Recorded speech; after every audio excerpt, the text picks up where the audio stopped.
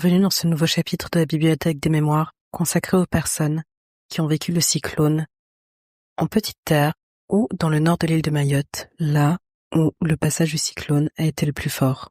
Bonne écoute. Est-ce que tu peux te présenter en quelques mots, s'il te plaît? Bonjour, je m'appelle Zaria Idaroussi, je suis chargée de mission santé proximité à l'ARS. Et je suis maman de 2 enfants et j'habite à Aqua. Depuis quand tu es à Mayotte? Je suis née à Mayotte, donc j'habite à Mayotte depuis ma naissance et j'ai fait mes études jusqu'au bac. Quand j'ai eu mes études, donc je suis partie en France. Chaque année, je fais des allers-retours, donc revenir vers la famille, se ressourcer, jusqu'à ce que je finisse mes études, mon master en santé publique. Puis je suis rentrée définitivement à Mayotte en 2023. On va parler un peu du cyclone. Est-ce que toi, tu avais déjà vécu un événement thématique de ce type? Ou un peu un autre, un peu important, comme un ouragan, etc. Alors, par rapport au cyclone, j'ai toujours, depuis ma naissance, vécu des cyclones à Mayotte, mais on était juste jusqu'à l'alerte rouge ou alerte orange. Mais celui-là, Chido, a été vraiment un événement pour moi catastrophique dont j'ai jamais vu. J'ai également déjà vécu des petits séismes, des tremblements de terre magnitude, il me semble 6,5, le maxi quand j'étais en première. Mais sinon, ça allait. Mais Chido a été l'événement pour moi traumatisant et compliqué. Est-ce que tu avais déjà entendu des récits familiaux de passage de cyclone et de tempêtes sur l'île? Oui, oui. Ma mère m'avait raconté qu'à l'époque, il y avait le cyclone qui s'appelait Kamissi. Et le cyclone Kamissi avait tout emporté chez eux. Leur maison, même l'agriculture qu'ils avaient, les plants qu'ils avaient, etc. Et cette année-là, en fait, il y avait quasiment rien à manger et il y avait quasiment rien qui est importé jusqu'à l'île. Donc, ils devaient se débrouiller par eux-mêmes, manger des petits bouts de fruits à pain qu'ils appelaient siligum. Et à l'époque bien avant aussi, ils ont vécu un autre cyclone, mais ma mère, elle était également petite. Donc, elle a juste des souvenirs dans le sens où cette année-là, ça a été beaucoup plus rasé comparé à Kamissi. Et elle m'a comparé le cyclone Chido par rapport à Kamissi. Pour elle, Chido a été plus intense que Kamissi. Ok. Et quand il y a eu les annonces, est-ce que toi, tu as cru, vous avez cru que ça n'allait pas toucher Mayotte? Et si oui ou non, enfin si oui, plutôt, comment tu t'y es préparé? Alors, par rapport à l'annonce du cyclone, j'ai pensé pas du tout que le cyclone allait être intense. Je me suis dit ça allait être des cyclones comme j'ai déjà vécu auparavant. Je pense que je vais juste connaître l'alerte rouge, l'alerte orange, mais je pensais pas du tout qu'on allait passer à l'alerte violette. Et donc en termes de préparation, je rien préparé, sachant que j'avais déjà des stocks déjà à la maison, sachant que le préfet avait annoncé que les coupures d'eau allaient être juste de 48 heures, l'électricité allait peut-être être vite rétablie, donc j'ai même pas acheté des bougies, je me suis même pas approvisionnée en eau, donc ni en nourriture. D'accord. Et donc, toi, tu t'étais pas vraiment préparé. Est-ce que tu penses que ton entourage était prêt? Également, mon entourage n'était pas prêt à part juste mon frère qui habitait dans une maison en dur dont le toit c'est du tôle. Donc lui, sachant il est prof de SVT, donc il a déjà anticipé donc à passer le message de prévention à ses élèves à l'école Et lui, de son côté, il a déjà en fait, il a déjà en gros, je trouve pas le mot. Euh, il a, en gros, il a mis des clous sur son toit. Ben, en gros, des poids, des pierres et tout, au moins pour renforcer. En gros, il a lesté la toiture, mis des pierres, etc. C'est ça. Et vous en aviez parlé en famille?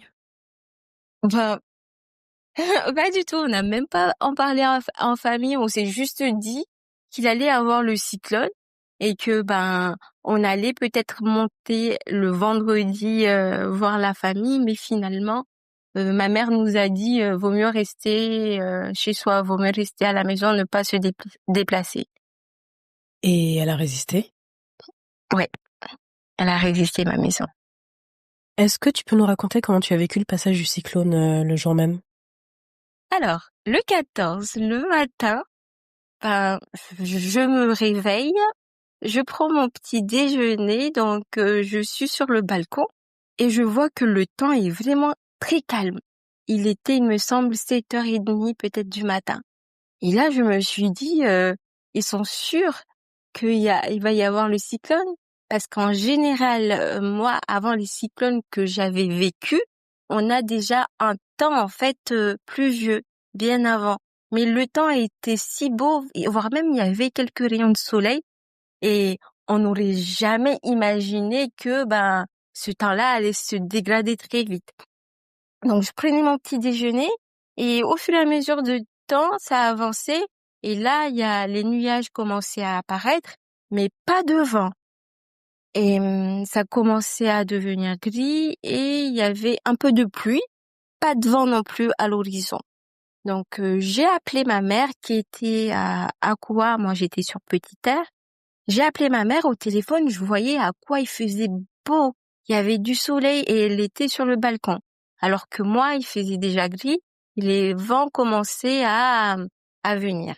Donc, je demandais à ma mère, ça va chez vous? Est-ce que, chez vous, vous avez des signes? Est-ce qu'il pleut et tout? Ma mère me dit non, il fait vraiment très beau. Donc, j'ai été choquée. Donc, j'ai coupé le téléphone. Quelque temps après, quand le vent commençait à s'intensifier chez nous, j'appelle ma mère.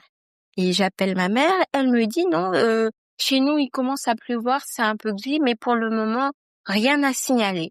Donc, je lui ai dit, il faudrait que vous vous mettez à l'abri, sors du balcon, tu t'enfermes dans la maison et tu te mets en sécurité. Donc, quelques secondes après nos échanges, le vent a commencé à être violent. Donc, nous, on a directement fait fermer la porte. On a baissé les volets et on s'est isolé dans le salon avec mon mari et mes enfants. Et ma mère, elle est vite rentrée dans la maison. En même temps, ma mère, elle a écouté la radio.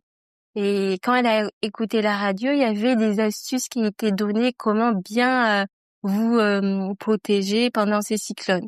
Et ma mère, elle avait remarqué que la fenêtre de mon salon à Akwa ainsi que la fenêtre de ma chambre était beaucoup confrontée, en fait, était confrontée au vent directement. Elle s'est dit qu'elle allait mettre des pierres, comme ça a été dit à la radio, pour bloquer la fenêtre et les portes. Comme ça, en fait, ça s'ouvre pas.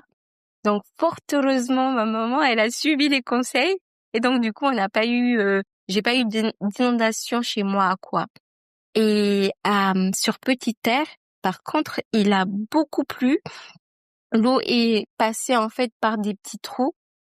On a dû bloquer en fait, on a dû déchirer pas mal de vêtements et mettre des vêtements dans ces trous-là afin d'éviter que l'eau rentre dans la maison. D'accord, et ça c'était en termes de préparation. Et pendant le cyclone, tu as l'impression que ça a duré combien de temps? Waouh! Moi, personnellement, j'ai senti que ça a duré 3 heures.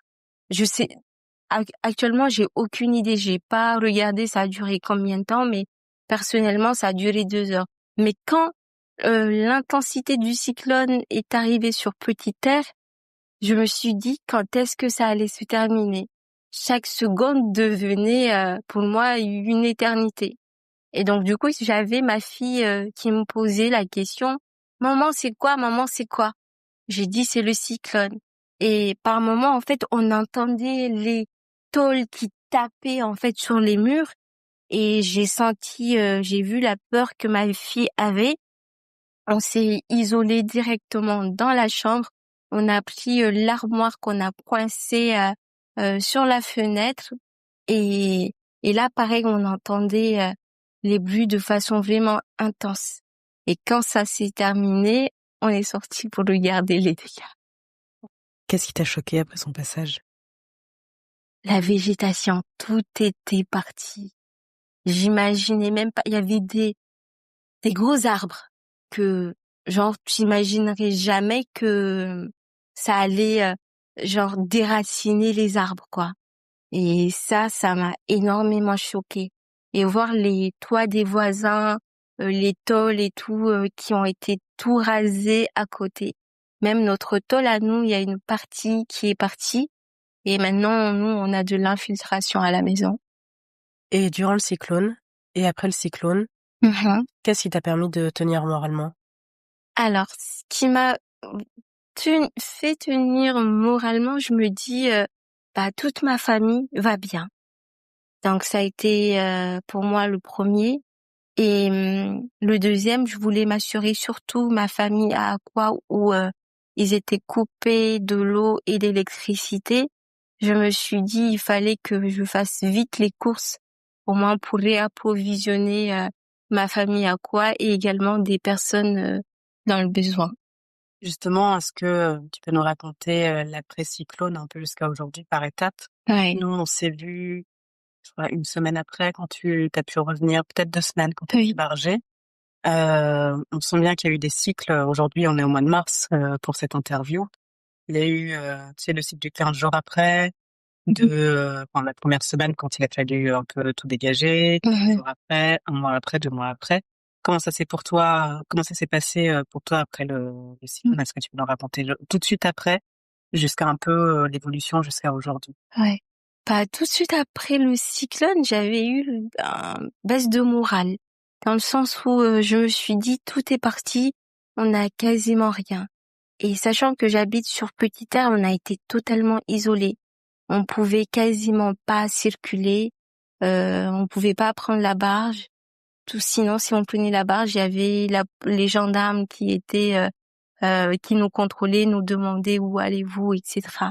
Et dans les magasins, ça a été très difficile, sachant que j'ai un bébé que j'allaite encore, où on a eu du mal à trouver le lait à son âge. Donc j'ai dû en gros optimiser, acheter des laits deuxième âge pour pouvoir en fait le nourrir, sachant que également mon fils, il était malade. Donc il y avait plus de végétation. Donc plus de médicaments traditionnels pour le soigner et les pharmacies étaient fermées et donc du coup j'ai dû faire avec les moyens du bord. Donc là il avait en fait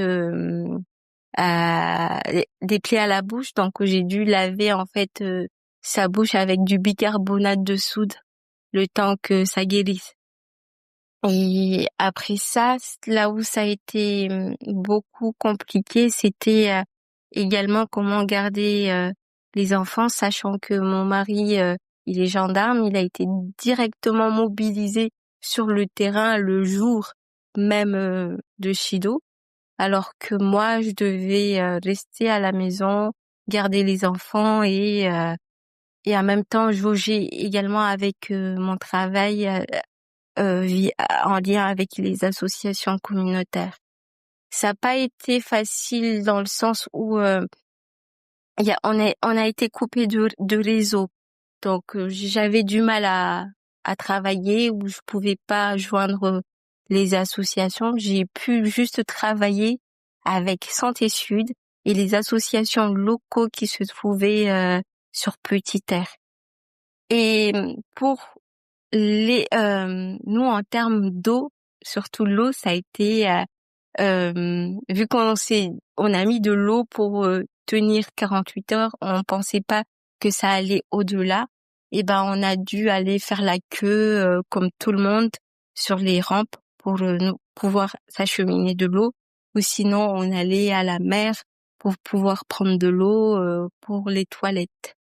Et après donc suite aux avancées, mon mari il a constaté que il y a au bout de 2 semaines il y a pas de changement, voire 3 semaines. Je vais plutôt dire 2 semaines. Il y avait quasiment pas de changement. Donc il s'est dit il va directement envoyer les enfants en France. Et ça a été vraiment un choc pour moi. J'ai pleuré jusqu'à maintenant, mais maintenant ça s'est calmé. Mais du coup en fait après que mes enfants soient partis en France le 4 janvier, j'avais plus cette motivation, ni aller au travail, ni rentrer à la maison, ni manger, ni faire quoi que ce soit. Mais je me suis dit non, il faudrait que je change cette mentalité. Ils partent juste pour quelques instants et après ils reviennent. Le temps que les choses reviennent à la normale. Est-ce que toi, de l'après-cyclone jusqu'à aujourd'hui, tu as remarqué des choses, tu voudrais raconter les dégâts, la dynamique, la reprise, par exemple? Euh, Alors, hier, parce que notre voiture a été impactée par le cyclone Chido, donc toute la carrosserie, il y a pas mal de rayures, et il y a les tôles de voisins qui ont cassé, il y a une tôle du voisin qui a cassé par brise arrière. Heureusement, hier, j'ai été amener la voiture au garage, donc ça a été réparé. Et du coup, en termes de travail également, ça va, ça reprend tout doucement aussi. Donc les associations également à côté ont repris leur activité doucement, même si c'est un peu intense dans la zone Kadima avec l'association Mlési, également avec l'apparition de foyers de typhoïde dans le secteur, mais sinon ça va. Est-ce que tu as des commentaires à faire sur la gestion de l'événement? Que ce soit en grande terre ou en petite terre, on n'a pas forcément vécu les mêmes choses au même moment. Est-ce que tu as des commentaires sur la gestion, la préparation, l'événement lui-même? Franchement, concernant la préparation, je trouve moi personnellement au niveau de la préfecture, le préfet, il a bien fait, il a bien annoncé les messages comme le président du conseil général, ils nous ont alertés. Et moi, sur Petite Terre, la mairie avait mobilisé une voiture qui faisait passer les messages qui circulaient dans le quartier, qui disaient faites attention, allez, en gros, ils transmettaient les messages de prévention par rapport au cyclone. Et franchement, là, je trouve que ça a été bien fait. Mais pour moi, l'après-cyclone, je trouve où il y a eu vraiment une pour moi personnellement, mauvaise gestion. Jusqu'à actuellement, il y a même pas la moitié des choses pour moi personnellement qui a été fait. Parce qu'après le cyclone, les déchets, des tonnes de déchets qui s'accumulaient sur les routes. En gros, le service public ou de la mairie ou autre ont mis de temps à reprendre leur activité. Et en termes également de gestion de dons alimentaires, nous qui travaillons, nous on n'a pas eu droit. Jusqu'à maintenant, j'ai jamais vu à quoi ressemble un don alimentaire. Donc on ne sait pas du tout. Autre question au sujet du nombre de victimes de cyclone Chido. Le bilan officiel est de 39 morts et de milliers de blessés. Toi, qu'est-ce que tu penses de ce bilan? Qu'est-ce que tu penses de ce chiffre? Est-ce que tu as un avis à partager? Ces 39 morts, je suis pas du tout... je pense pas. Je pense qu'il y en a plus que ça. Mais ça n'a pas été recensé. Et je sais que, vu sur le terrain, quand je faisais des maraudes avec des assauts sur le Petit Terre, les familles, en gros, dans les quartiers précaires, ne disaient pas, en fait, si dans leur famille, s'il y avait des personnes mortes. Mais on sait qu'il y a eu pas mal des enterrements clandestins qui ont été faits. Mais actuellement, je dirais, il y a plus de 39 morts. Une dernière question qui a un espace libre. Cette question a été rajoutée pour que les gens puissent s'exprimer. Est-ce que toi, tu as un message à passer pour les personnes qui vont écouter cet entretien, ce podcast, ou peut-être quelque chose de personnel à rajouter, un point qu'on n'aurait pas abordé? Voilà, la parole est à toi. Alors, suite à cet événement cyclonique, personnellement, je trouve que nous tous, on doit être solidaires. Nous sommes tous des êtres humains. Et ce que j'ai vu après ce cyclone, c'est que on distinguait les Mahorais des étrangers. Nous tous, on a vécu cette situation, ça a été compliqué pour nous tous. Donc pour la reconstruction de Mayotte, faut qu'on soit tous solidaires, genre pas chacun pour soi, mais on doit tous être ensemble. Je te remercie pour d'avoir répondu à toutes tes questions, d'être prête à l'exercice. J'espère t'avoir apporté tous les éléments. Oui, merci.